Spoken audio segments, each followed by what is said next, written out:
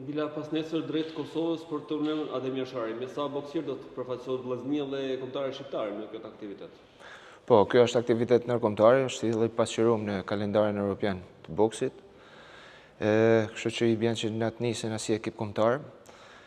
Për ekipit të Shkodrës të Vllaznis nisen edhe 2 boksiera me Arjan Kajoshin dhe Renato Gurren. Në një kohë që nga Tirana vjen boksieri Luis Gjolena. Gjithashtu nga Tirana është boksiera Esmeralda Novruzaj, pra ekipi kombëtar do të jetë me 4 boksiera, 3 meshkuj dhe 1 boksier femër. Me çfarë pretendimesh do të jetë kombëtarë shqiptare në këtë turne?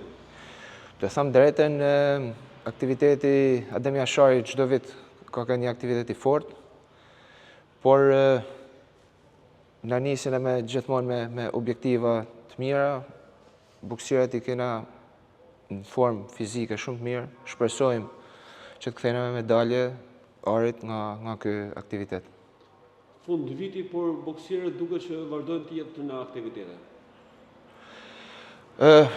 Kështu është, sepse nga pas këtij aktivitetit që bëhet në Kosovë, me 14 dhjetor në qytetin e Shkodrën pas sportit Qenë Dervishi do zhvillohet edhe Kupa Republikës.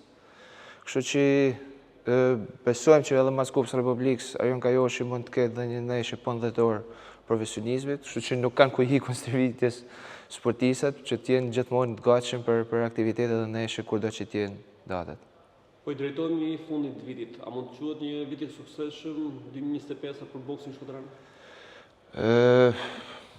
Ju e keni pasqyruar edhe vetë, përderisa ekipi Vllaznis ka fitu titullin kampion me të rritun për herë 27, besoj që kjo është një sukses që pak ekipe e kanë.